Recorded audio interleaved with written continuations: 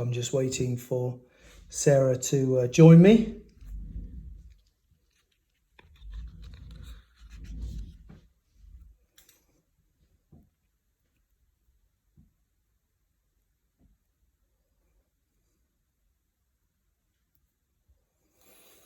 So I think I've got about another minute or so till 5 p.m.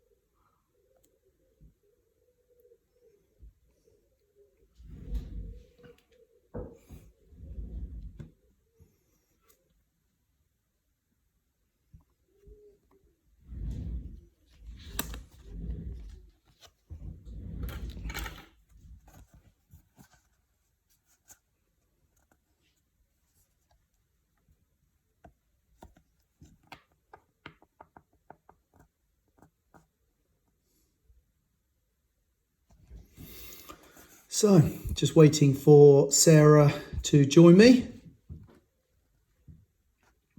which hopefully will be in a second.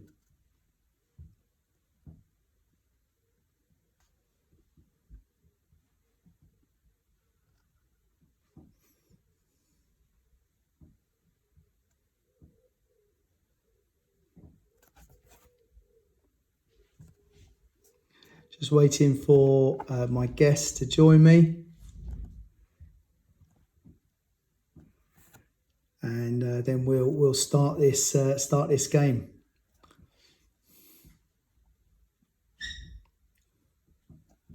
So for those of you who I'm going to record this and put it up again on the feed, but just to let people know, Saturday the 18th, we have a Porsche and Porsche drive-in at the Fontmell pub in Shaftesbury. And we're hoping to get a good crowd together and maybe go for a drive out there. So I'm just waiting for my guest Sarah to join us, and then we'll sort of start the Porsche chit chat.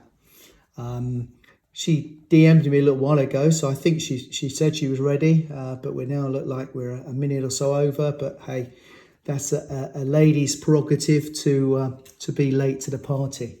But I'm looking forward to chatting with her. And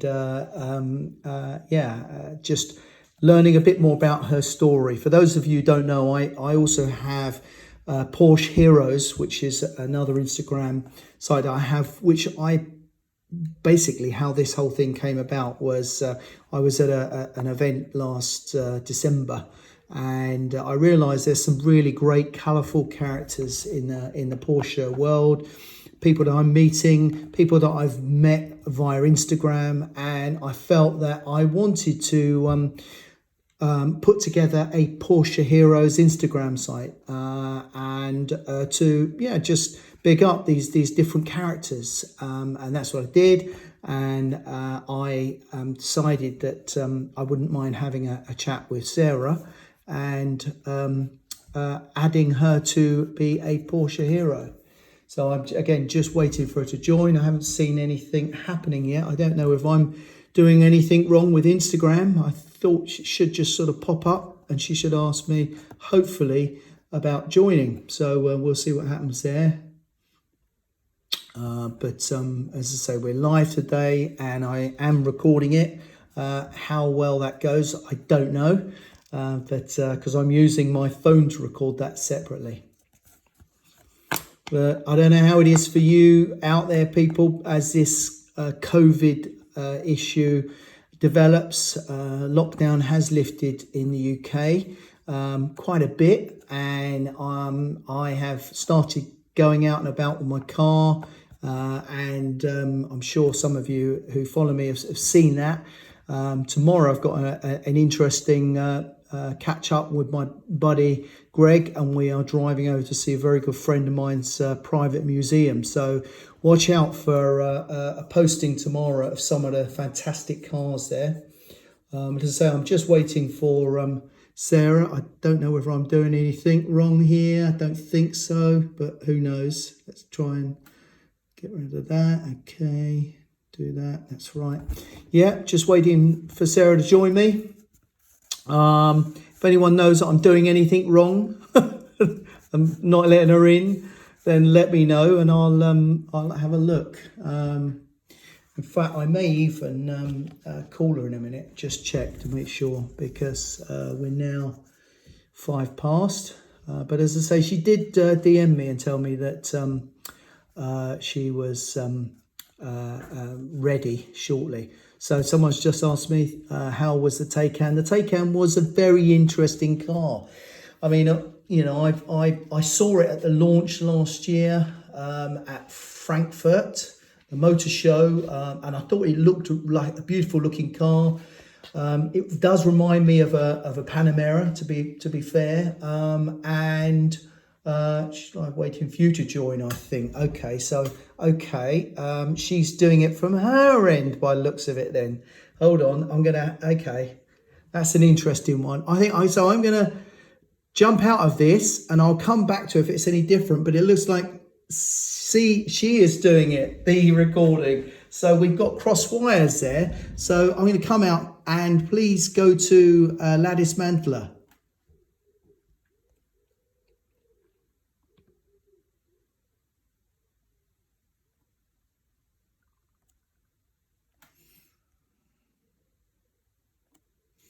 At the 356 market, Outlaw's all, tied down. He's also got hi, Taste of Motorsports. How are you? There's an event coming up, Taste of Motorsports. I'm giving you a shout out. Put the date in there because I always forget. It's September something. I'm terrible. Up in Portland. So depending on how this COVID thing goes, right? I'm just talking about the Porsche community. Let me go. Hey, Sarah, now you're going to laugh at this. Clearly a breakdown of communication, and I'm going to say it's my fault because I went live expecting you to come into my, Oh, no. yeah. So, and then I said, it's a lady's prerogative to be late to the party.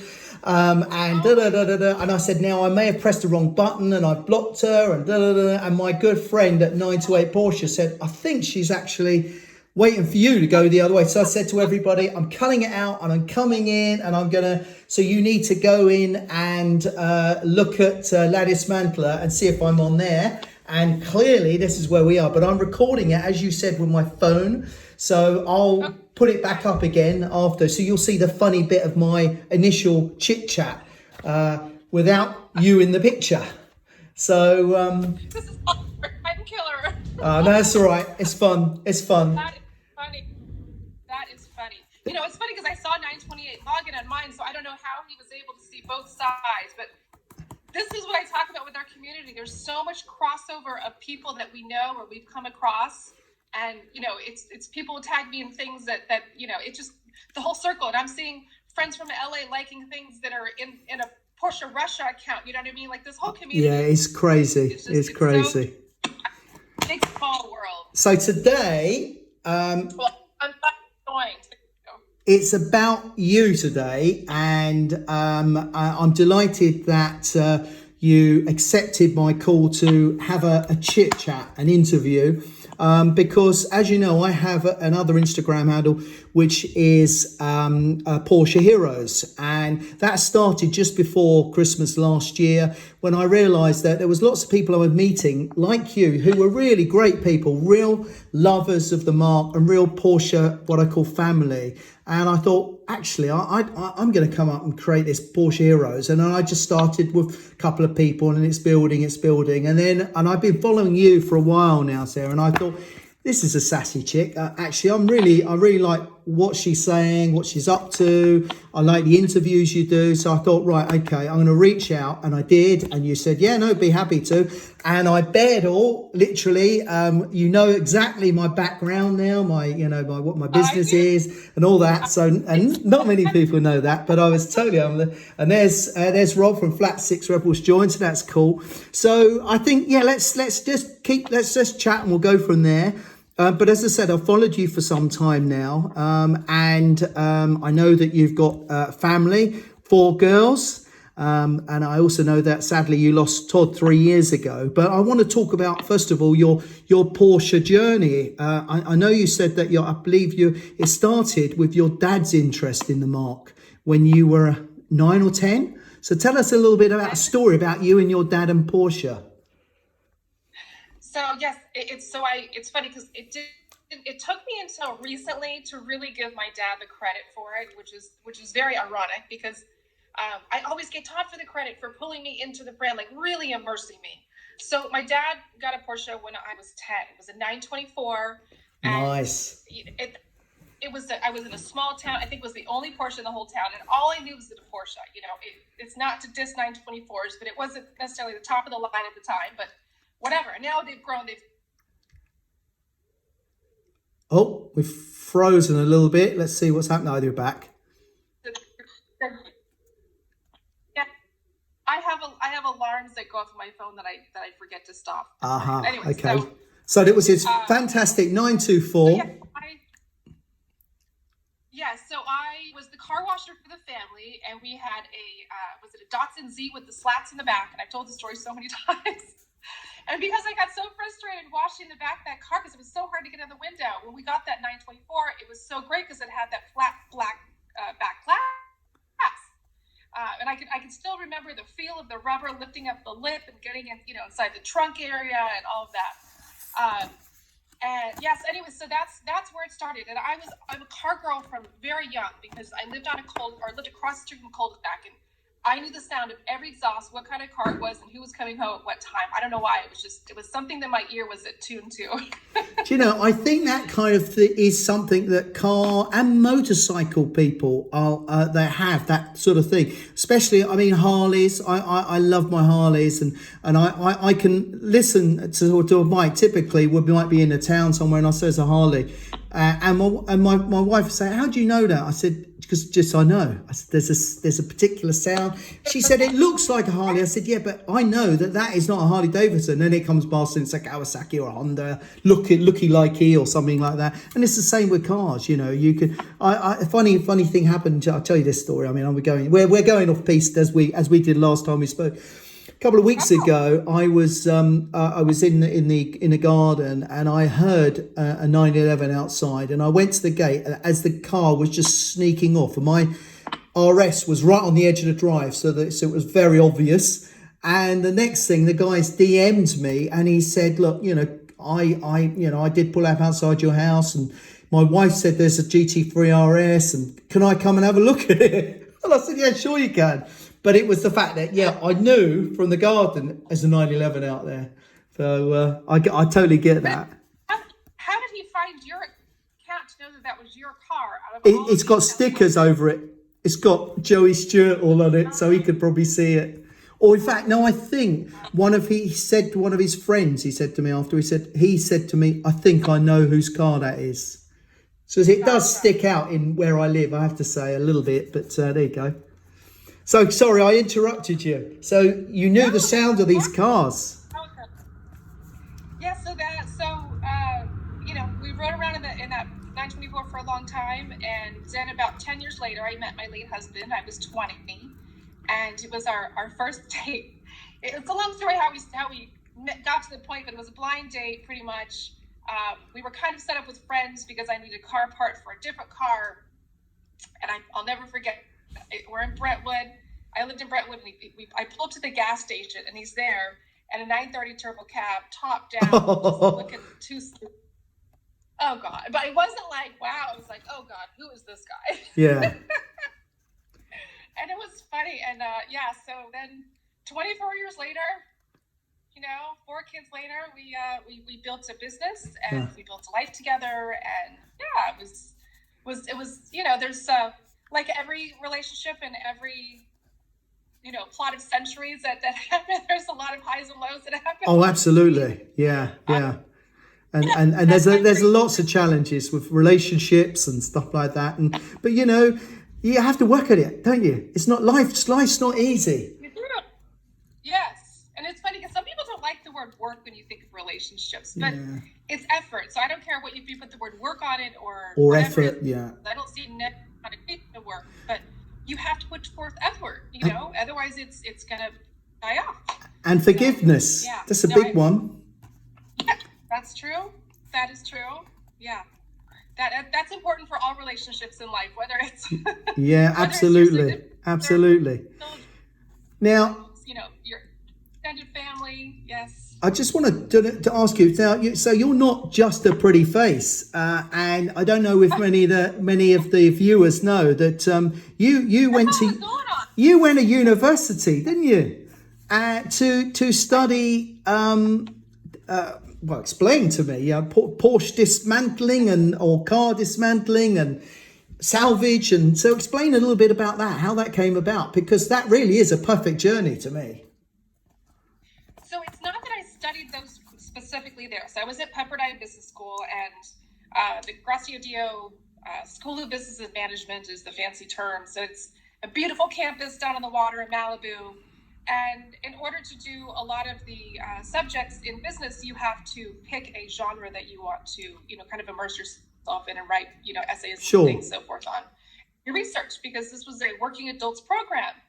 So it was great. So first I went to San Diego State, and I kind of, I kind of bombed out, and I surfed and I played, and I came back home, and then I got a job. This is many, many moons later after I graduated.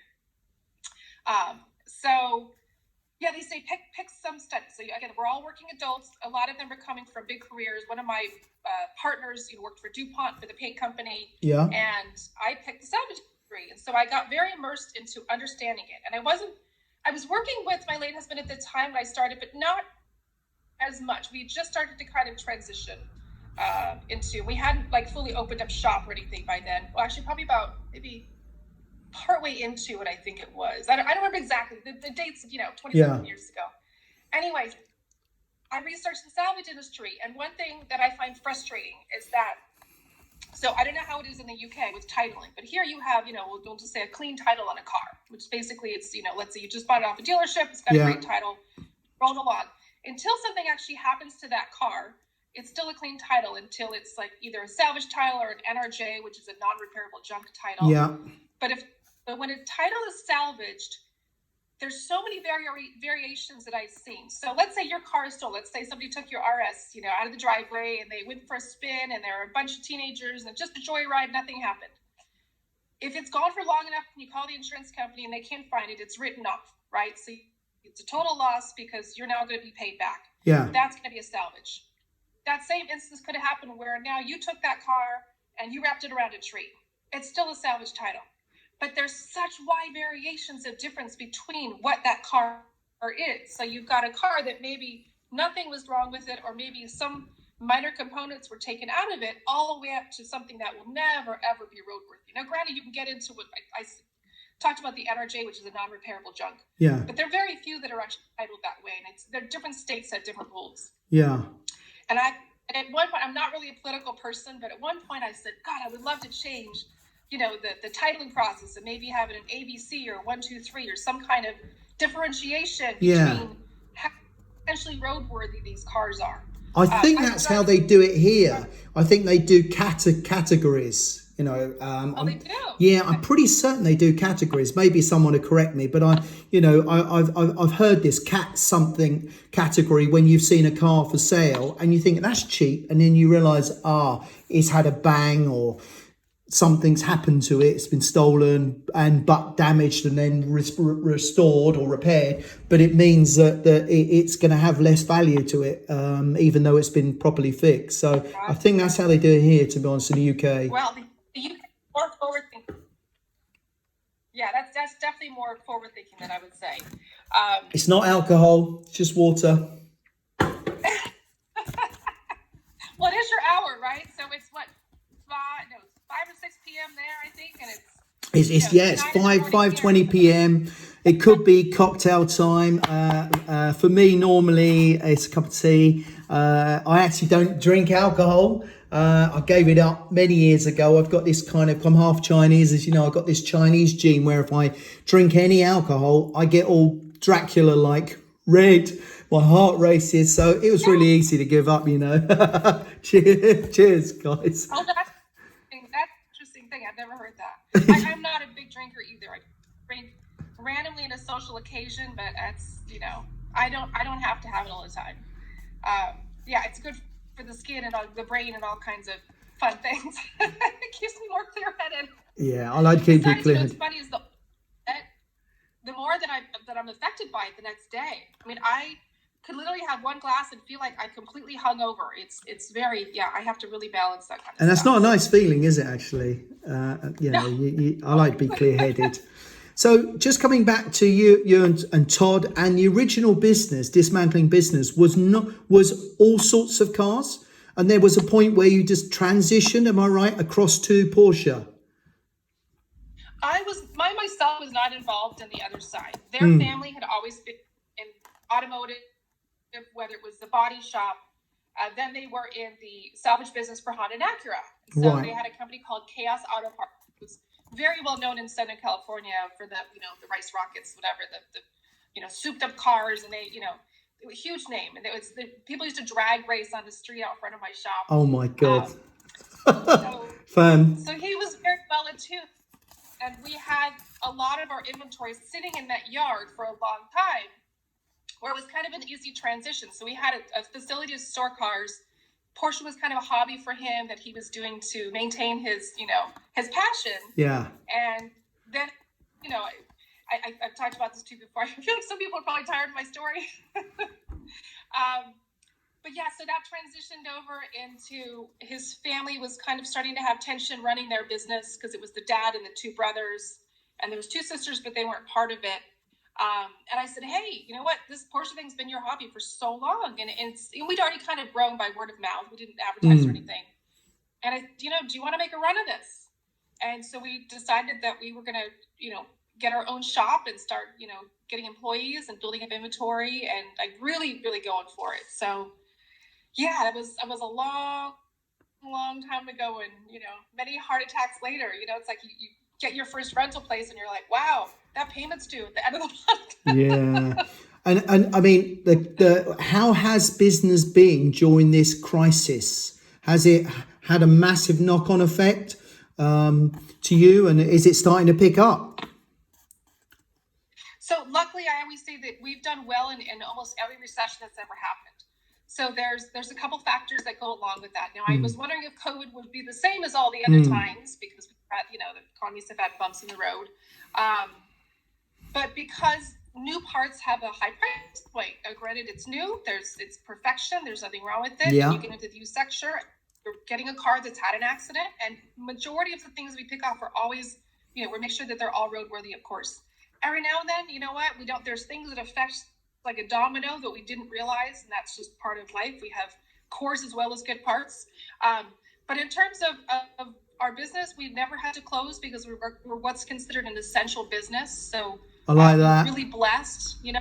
Yeah. Yeah, that was a good thing, because it was fearful for so many people around here. Oh yeah. Whenever I'm driving around watching shopping plazas, you know, and I'm just keeping my eye, I'm looking for all the for lease signs, knowing, God, I remember that business used to be there. It was a martial arts place or a restaurant or whatever, and it's pretty scary what the damage out there. Pretty scary. We're not through it. No, we're not. And it seems to be going a bit horribly wrong in some areas, particularly as well, you know.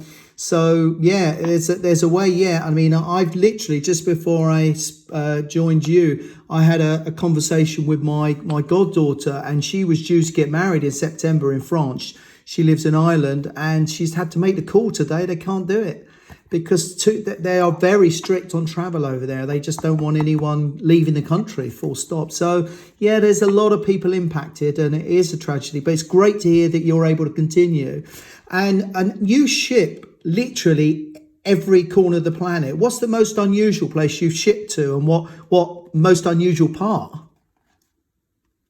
I think we went went to like Tanzania once. Okay. I remember. Yeah.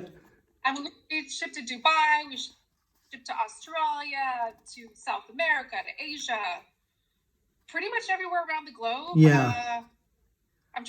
I think we've even shipped to Iceland. I'd have to go back. Wow. Okay. But pretty much anywhere there's a Porsche, it's accessible. As long as that country imports, we Then don't have an yeah. issue. Yes. That's Sometimes cool. when they have issues importing from the US, we got to get it to a border. You know what I mean? And they kind of pull it in somehow. I don't. I don't ask questions. I don't want to know. And it's interesting you said about the fact that the way you categorize things over there. So for example, one of my friends is looking to enter the Porsche market, and he wants to restore a car. He wants to get value. And I've said to him, look across the pond. I said, I think, you'll be surprised what you can find out there of the older classics that are going to be in much better condition body-wise.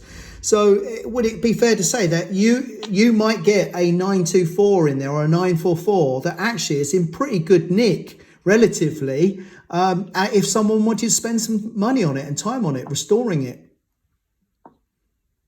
So I tend to stay within the 911 Boxster and Cayman market because being in Los Angeles... Well, that's even better for me. I want a classic 911, so I'll come to you. The blessing is that there's a plethora of people. This is the biggest place that Porsche imports cars. So the access to the market here is amazing. Yeah. People can come and drive up to our counter and see whatever they want, and touch it and feel it and so forth. The curse is that LA real estate is extremely expensive because everyone wants to live here. Sure. So I did on what I can, I'll say, stuff into my yard. Yeah. And I have two pretty full yards. No one ever even sees the second one. But yeah, and it's pretty full. And we've got 3 tiers of parts within the warehouse, so it's pretty maxed out most of the time. We've been selling a lot of chassis lately. Actually, ironically, I was thinking that during COVID that wouldn't happen, but chassis have been flying out like crazy, which means that those are built typically. Yes. Yeah. So I definitely have a lot of resources for the 924, 944, 914, 920, and all those. So I mean, in 20 years, we built out a huge supply chain, and so I source out parts all the time. But I don't do that because my late husband was a 911 junkie. Like, that was his thing. So he honed into that market, and that's what we're known for. Yeah. Do you know, I think in business, if you can have a unique positioning that is specific to you, and in your case, it's 911, then it is a winner. And you will exclude certain people. But hey, I think I that's how I do my business. I like to give people a unique proposition, I love my people around me, show them care, and I think it does come back to you. Now, just moving on, what would be the ultimate Porsche for you personally to own and to drive, and why? You might already have it. Porsche. So I have been really, really blessed to have pretty much anything I've ever wanted to drive in my years. Really, really lucky. I mean, my late husband used to build cars for me all the time. And he used to buy cars for me. Let's see. I think I'm still sticking to my 993 Turbo S. That's still one of my go-tos. I love that jump tail with that split grille. Yeah. Just sold my GT3.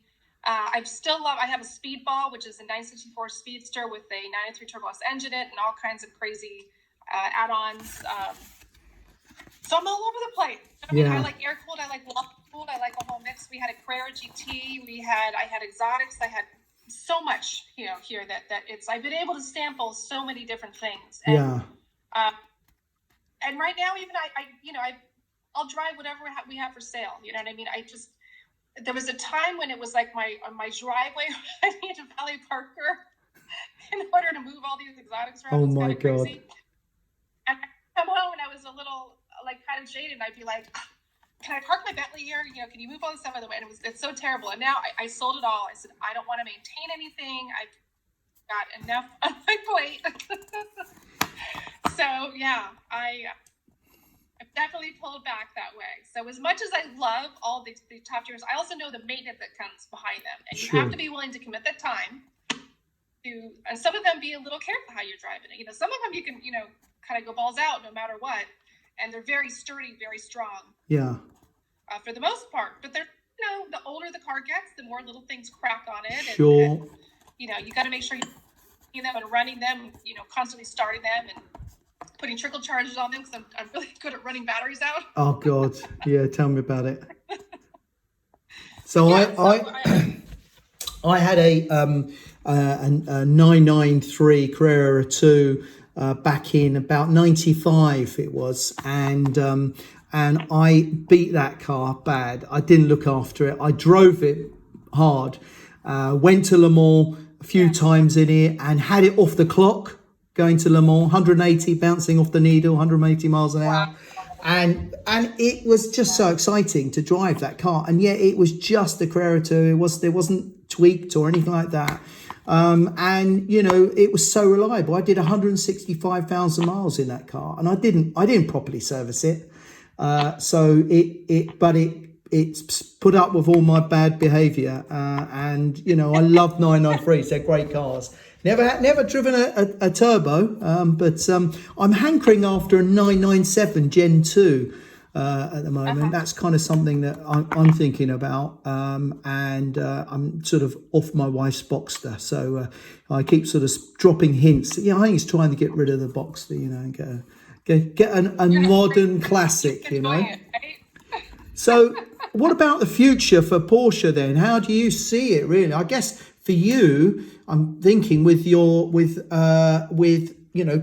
electric coming in, everything else, that actually you've got a business for the rest of your life and your daughter's life, because 911s, as we know them now, will be future classics and everybody will want to keep them running, and surely that must be success for you. Yeah, so in terms of the future, Porsche has already said that it's going all electric at some point. The GTs are going to be the last of the tier. I'll be dead. They're gone by then. Their first. And there's already a Taycan that had come on the market. I had posted about it, and everyone wanted to know if I'm going to buy it. I said no, because no one needs parts yet. You got to have other cars that have crashed in order to be able to sell parts. So, and we have a 992 in. It's only 700 miles on it that we're going to be probably sending to auction soon. Wow. Yeah, and that's the same thing where it's for me to part that out. It's people want maybe small components, but people don't need engines yet because their engines are under warranty. Sure. I've got a little while until I move into that electric market, and I have to decide if that's something I want to take on or if I want to kind of stay within. I shouldn't bother. There's been a couple people that have said, oh, you have to start buying every electric possible and kind of sit on them and wait, because then you'll be the one. And there's potential all over the place, but I don't know. We'll have to see how things kind of pan out. But definitely classics are not going anywhere. I don't care how much electric comes in. It's great, isn't it? Never gonna. Yeah. Yeah. What is interesting though, there have been a couple countries that have converted over. So, and I forget where it was. There was somebody that had contacted me.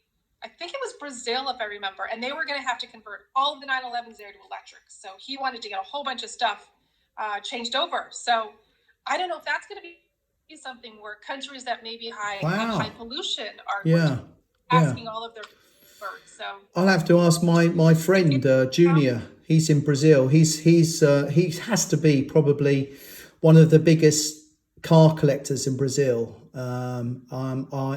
You may have seen him, Junior Zuffenhausen, and he's just changed to JR Collection.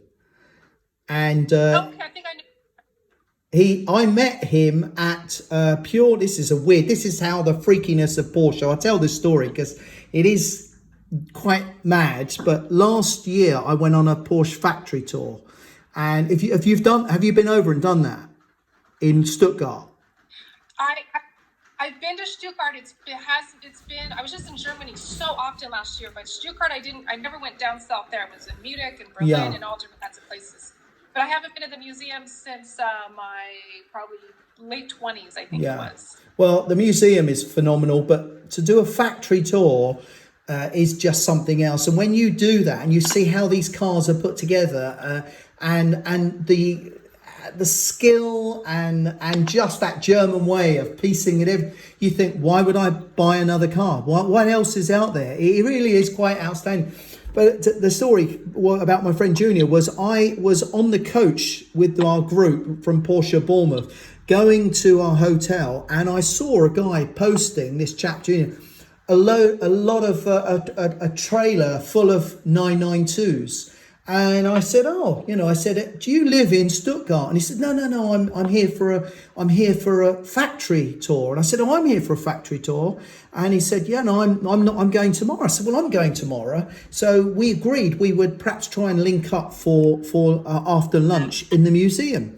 So come the time, I DM'd him and he said, yeah, I'm here, Joey. And he came out.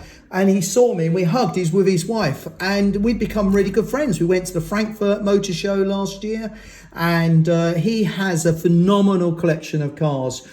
I told him about the bucket shop, and he said, "What's that?" And I said, "Well, the bucket shop is when you bucket list, should I say, is when you want to do a certain amount of things in your lifetime." And he said, "My bucket list is 100 Porsches."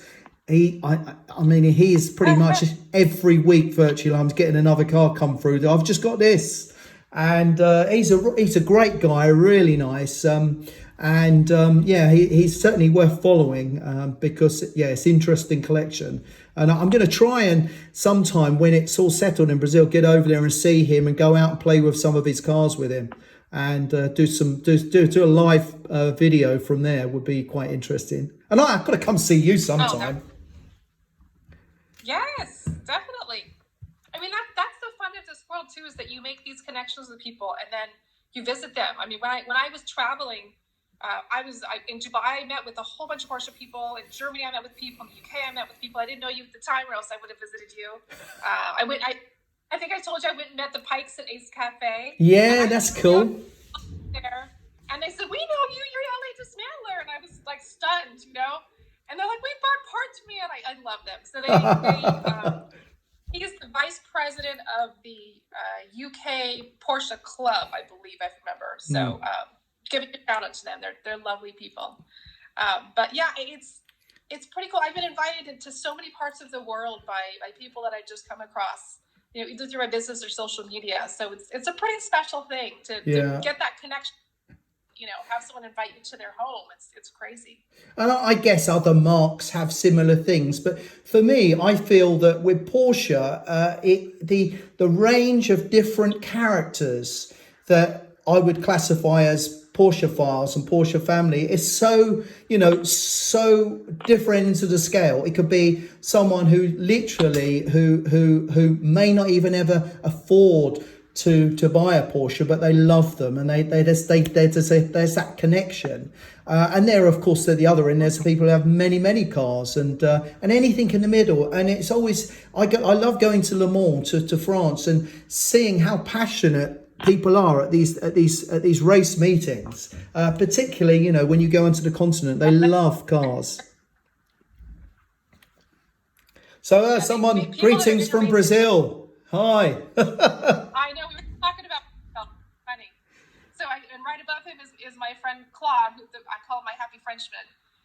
He's very much a race enthusiast and has a deep knowledge of racing. So, right. And I channel in the concept of racing because I've never really invested all the time until lately when I started really looking into things. And when I had Porsche Motorsports on, I definitely looked at some history. I went to the Brumos Museum in Florida, and I got an understanding of that history, of racing. And there's so many facets of racing. It's hard to delve into all of them all at once. You gotta take them segment by segment.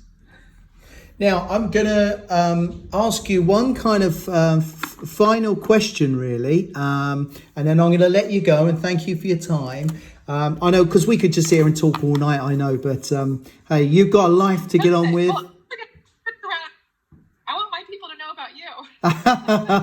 Oh, you want to ask me some stuff? Okay, all right. If you want. So basically, my question is, I call it the R question. If we were sat here now having our coffee, having a chat in 5 years' time, what needs to have gone right for you to be really happy and contented in your life. And that doesn't matter whether it's personal, family, business, just stuff, really. I always like to ask that question. So 5 years time. So Yeah. definitely COVID will be gone. I'll go for that. Point number one. Yeah. Number two, my two big girls will hopefully be off to college. I've got one who is turning 17 and one who is 15. And so cool. I will hope that they're moving on into their careers and making great strides for themselves. Let's see what else there would be. In terms of business, I'm trying to think. We're there's always things you can do to expand and gain traction in your business and manage things and thinking little bits of things that we want to work on that we just kind of like maybe put by the wayside and said, okay, we'll table that for a rainy day or whatever. Yeah. So kind of those projects that to come to fruition. Continuing to expand and grow as a person. I would love to travel. I loved traveling. So continuing to go around the world. On the traveling front then, what country would you really like to travel to that you haven't yet? If someone sends me tickets, I'm pretty much would go anywhere. That's not what I asked you. Where's on the bucket list for you? So an African safari. Now, granted, there's not typically a lot of Porsches near an African safari, but going to Africa, there is a big Porsche market there. Yeah, sure. I'd love to see the Northern Lights. That's a great stopover actually when you're going to Europe. Sure. But I always ended up going the direction. Maybe back to Dubai. I would love to take my girls to go see the Middle East, where my late husband is from. He's not from Dubai. Yeah. He's from, sadly, Syria, which Syria has pretty much been, torn apart. Yeah, but, sure. He was Armenian. So maybe going to Armenia, maybe going to just all of the kind of the places there in the Middle East. But I'd need a translator, definitely, because I don't think a blonde showing up is good. You'd have to wear all the gear.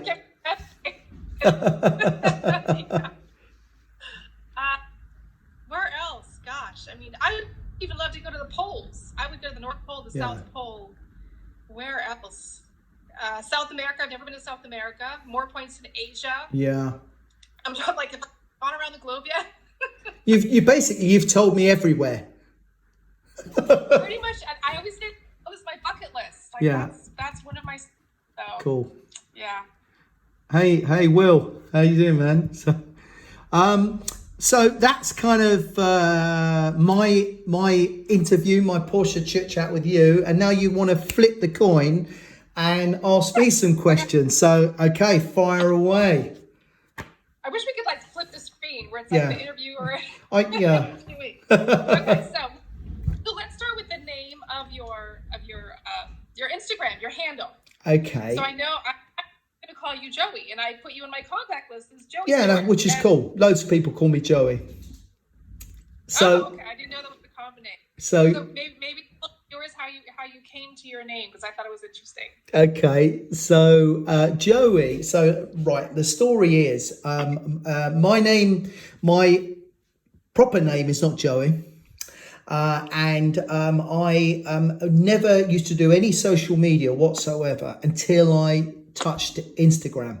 And the reason I wanted to use Instagram was my daughter runs a PR business. She looks after up and coming actors, actresses, talent, that sort of thing. And in London, and she was telling me about these different clients that were coming in, and they were at fashion shoots and this and that. I said, I wish I had Instagram to be able to see you. I said, but I don't want to mix my Porsche life with my business life. This is my fun thing. This is my passion. But I love my business and my passion, but I don't want the boundaries to cross over, So she said, well, you can have an Instagram account. You just have a different name. I said, oh, can I do that? She said, yeah, of course you can, Dad. So I said, okay. So now we said, oh God, what name am I going to come out with? So my dog. This is making many of you laugh. My dog's name is Joey, and my wife Nikki said, well, why don't you use Joey? And I said, Okay, yeah. And then the second thing was Stuart, which is my son's middle name, hence Joey Stewart. And I go all over the place now.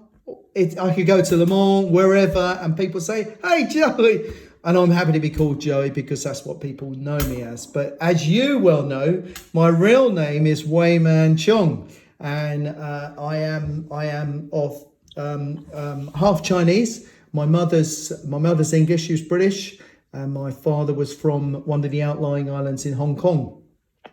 But I did a funny thing actually recently. We did one of these DNA heritage things for my wife's birthday.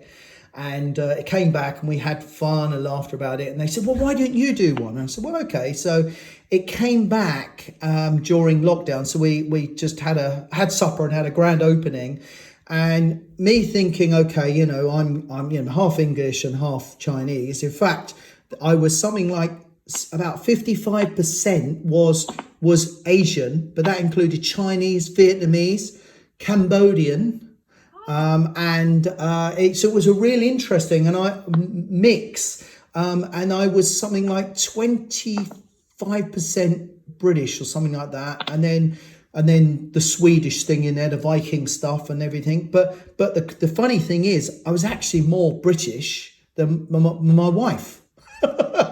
And she is Irish, Scottish, with only something like 6% British. And I joked about her hair being curly. I said, "Well, I don't know where you come from to have such curly hair." She's northern Italy and Greece. So when we go anywhere, if we go into Europe, people always think she is Italian, or in Venice, they just talk Italian to my wife and I. We walk around, we don't say anything, dark glasses on. They think a couple of Italians, which is quite funny. But so that's kind of my background. I am sounds so British, Joe. Yeah, I sound very British because I was born here. And people say, look at my surname being Chong, and they look at me and they think, well, it doesn't necessarily look very Chinese. Yes, yeah. I see. I don't see that side of you at all. It's funny. I don't see a lot of Asian coming out of you. Okay, and then I did do some research on you, and I looked up your bio, and so just you were talking about your father. Yeah. And so I found it very interesting. Somebody actually asked in on my pre-show kind of breakdown. So, do you want to tell about your dad and what he introduced to the UK or to London specifically? Well, my dad, I mean, he died a long time ago now, but he came to the UK after the Second World War as a merchant seaman, and he jumped ship in East India Docks, which is East London. And I always believed that what that meant was that he left the boat and came into the UK. But no, I discovered many years after he said he jumped overboard, swam ashore, and would be, in today's terms, an illegal immigrant. And so that's how he got into the UK. And eventually, of course, he earned his way through. He worked in kitchens, cooking and this and that. And then he opened up, he got into a Chinese restaurant, bought into that, and then opened the first Chinese takeaway in the East End of London. Back it would have been sort of in the 60s, really, I would have said. And it's still there today, although nothing to do with us, long gone. But when he opened that, it took off. And people were coming from all over the country to see this new phenomenon. The word spread amongst the Chinese. And takeaways opened up all over the place, and then we had a chain of restaurants, and I'd say really those were the kind of the heydays for Chinese restaurateurs and food in the UK, because there was not so much competition for a start, and people wanted to, after the war and everything else, people had they wanted these different flavors and different experiences, and so it grew phenomenally. But I learned a few tips over the years cooking Chinese. I do cook myself, although I'm more used to people cooking for me, as you can imagine, having owned restaurants and stuff. But so that's my claim to fame. And there is you can Google it, Charlie Chong Chinese takeaways UK, and there's some websites out there tell you all about the influx of Chinese and the Indians into the UK, and my dad's name is definitely in there. So how did he get the idea? Just curiously, I don't know why Well, it's so interesting. my auntie who used to work for him, who was half Chinese, funny enough, she went to Germany for a trip holiday, and she came back. She said, "I've seen this thing, Charlie," to my dad, Chinese takeaways. So he took it from Germany. Well, that's Best ideas are copied, aren't they, Sarah? because that's the most unique thing about Chinese takeaway is that it has that specific box. You know what I mean? There's other cuisines that would The have way we everything, but package that's it. Chinese. But yes, it's very iconic packaging. That was very smart. So whoever came up with that was a genius. Okay, then as for yourself, so tell us. So I know you're an entrepreneur, you're in investments, but I know that's kind of putting it mildly. So maybe tell us a little bit about what you do. Yeah, I mean, I have been in wealth management and financial services for 37 years now. I'm that old. And but before financial services, I was a hairdresser. And Oh, kidding! yeah, I was a ladies' hairdresser as well. I trained in the West End, and then just, life evolves. And one day I came across this opportunity to move into financial services, and I thought, actually, I think that seems that could work for me. And so I started a course, and it was back in, say, 1983, so a long time ago. And I found a second career that I absolutely loved, and the flip side of that is I was pretty good at it, and it's evolved. And nowadays I fundamentally I look after a fairly small client base. I don't take many people on now. I actually am at a stage where I can say, we're not going to love each other. It doesn't matter how good I am if I don't feel that there is a relationship between us both, and that person or that family feels that we can be together forever, even though I'll probably croak well before them.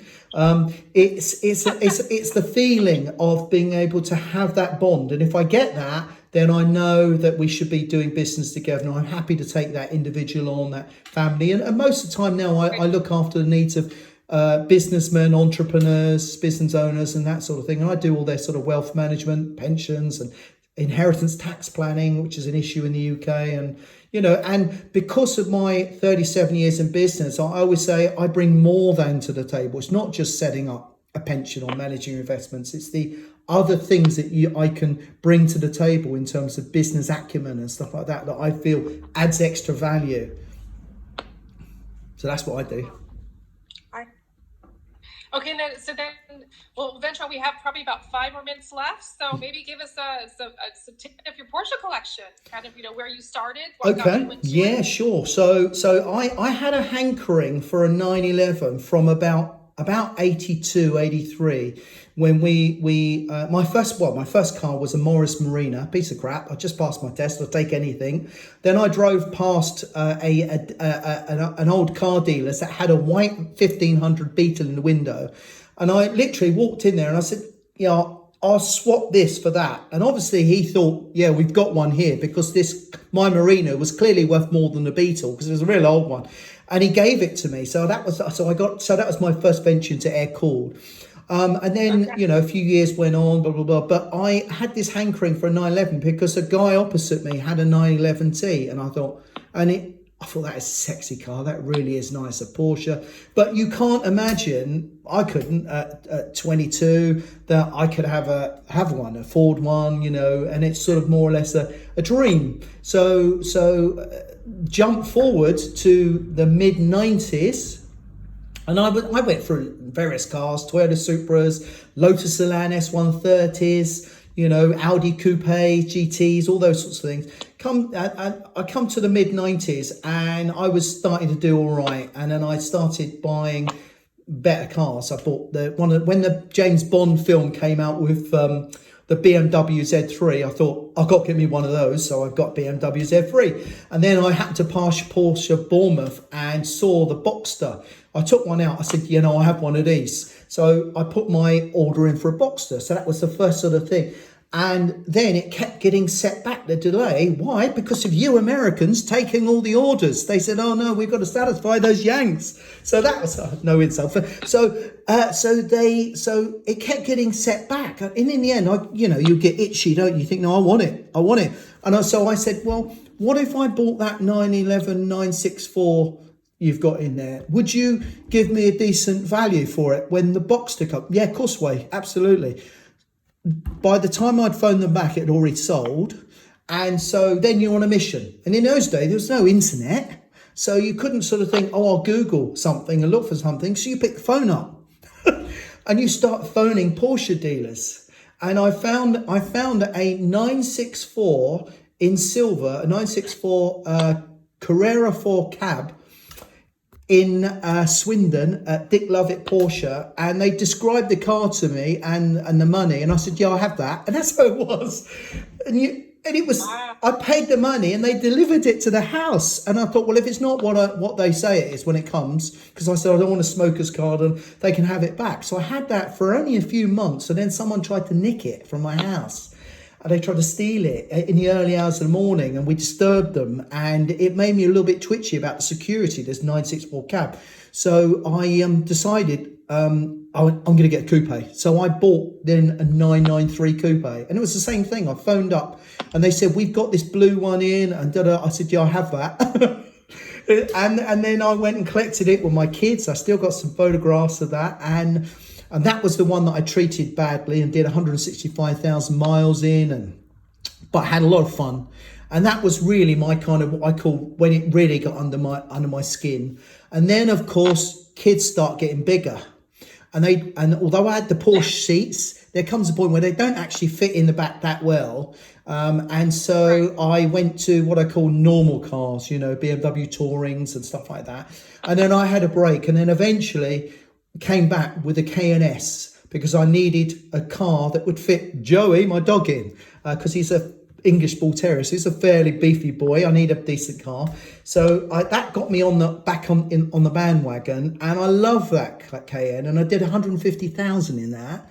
And then about a year or two in, I got itchy for 911, as you would do again. And then I saw a Gen 2 997, midnight blue, grey, classic grey sort of interior, beautiful car, and I got that as well. So that was my 911 and the Cayenne. That's perfect. And since then, I've jumped from the Cayenne to a Cayenne Turbo, to a Cayenne Hybrid, to the Cayenne GTS now, which for me has been the best Cayenne because of the way it sits, the way it looks. I love the Alcantara finish. It's not for everyone, but for me, yeah, I love it.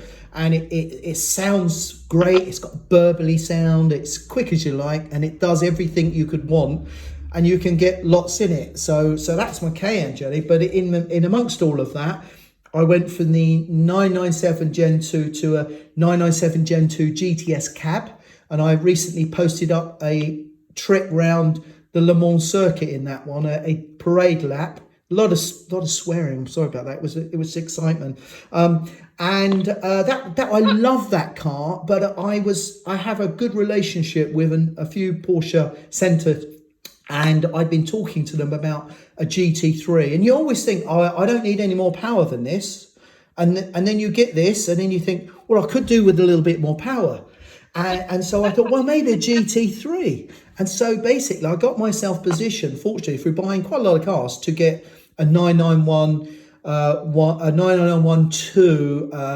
GT3, which was this GT silver car. And I'm going to tell you a funny story now, which it's pretty horrific, but hey, who cares? So let's be open. I got this car. We probably have a bit. Okay, the car. This is another one. The car I ordered was one colour. I changed the colour before lockdown, and they got me the wrong colour. And so, oh no! Yes, yeah, really bad. And they more or less promised me a GT3 RS next time round, and it hasn't come. And it wasn't Porsche Bournemouth, I'll tell you that. So I won't. Yeah. Anyway, so listen, that's me. It's been great talking to you, and yes. I've recorded this on my phone, so I'll put it up again, and I'm sure you've recorded it as well, haven't you? Yeah, it automatically goes to IGTV as soon as we're done. If I end it before the hour, then Yeah. it'll go. Then I can save it, and if not, it'll just go straight to IGTV. Okay, and I'll see if I can send over on my one, because you'll see the funny bit at the beginning when I'm just chit chatting, waiting for you to join me. Yeah. Can you imagine if we'd gone for like a much longer without your friend notifying us? Like that would have been crazy. Yeah, So I know, it's cool. yeah. So I want to thank you for having me on, and for me having you on, and it's been fun. So whatever. It's been Porsche chit chat, and I will send you over some ideas of other people to talk to who I think are great, and we'll have great stories. Pascal Zerlinden is one that springs to mind. Have you have a look at Pascal. He's on my Porsche Heroes, and you'll be up on there any minute now. So thank you. Today's Porsche hero is Sara. Thank you. Thank you so much, and bless you. And thanks everyone for tuning in. It's been a journey. See you later. Bless you. Yeah, take care. See you, babe. It's